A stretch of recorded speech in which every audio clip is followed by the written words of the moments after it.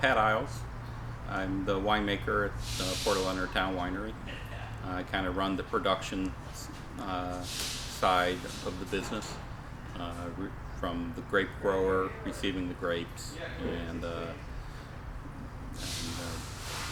following the grape all the way through the fermentation process till we get it into the bottle. When the grapes come in, for the reds, we destem and crush them. We run them through our destemmer crusher, which will remove the berries off the stems, and then gently crushes the berries to pop the skins. Right. And then we'll transfer those into large plastic bins that we do the fermentation in. We'll add yeast, any acid, or any other additions we might need to balance the juice. And we'll run the fermentation. It'll take anywhere from 5 to 7 days typically for a red to complete fermentation. Okay. And then those will go into a press, and we'll press off the fermented wine off of the skins and seeds. For our whites, they come in and we put the whole cluster, stems and all, into our press, and we press the juice out. The reds will go anywhere from about 6 to 18 months, sometimes longer. Okay. Alright, let's see. Which wine at the Port of Leonardtown Winery is your favorite one? I get that question. I get asked a lot if I have a favorite wine, and it's kind of like saying, which of your children are your favorite. Right. They all have their, each one's different, and they have their positive and negative, different attributes. So I don't really necessarily have one that stands out at all. It depends on what I would be in the mood for a wine.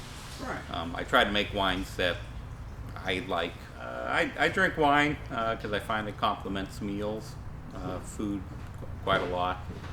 I've often heard, the wine is like the final expression of the grape. You're able to take the grape and transform it into another product, but it still retains the essence of the original grape and all the nuances that go along with each variety. The Chaptico Vineyard Group, they're one of our newer members of the co-op, and they have several acres of grapes planted, and we expect to see some grapes from them soon. I started at the beginning of the co-op. I'm one of the original members also of the co-op that runs the winery. So our first production was in 2009, fall of 2009, and I've been here doing the winemaking since then. But prior to that, for about 2 or 3 years prior to that, I was involved pretty heavily in the design of the facility and license. My winemaking interest, started as a hobby. I have my grandmother and my mother both made homemade wine, and once I got out on my own, that gave me interest to give that a shot and try it, and that led me to grape growing and then larger endeavors such as this winery here.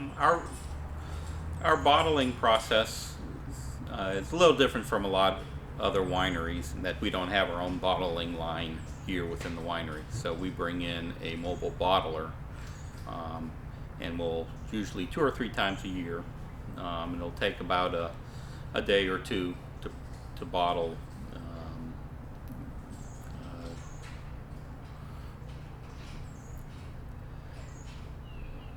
It'll take us a total of about 4 days a year to complete the bottling, and that's around 2,500 cases of wine.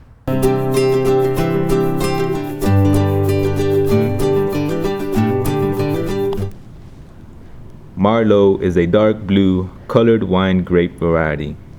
The name Marlot is a French word which means young black bird. The name was thought to have been given either because of the dark blue color or the blackbird's fondness for grapes. In fact, Marlot is one of the most popular red wine varieties in the market. It is commonly a grown grape in France. Merlot thrives in cold soil. Wines that deal with Merlot have a more bitter taste. Also, they tend to have a higher sugar content, which gives the wines a sweet and a appealing taste.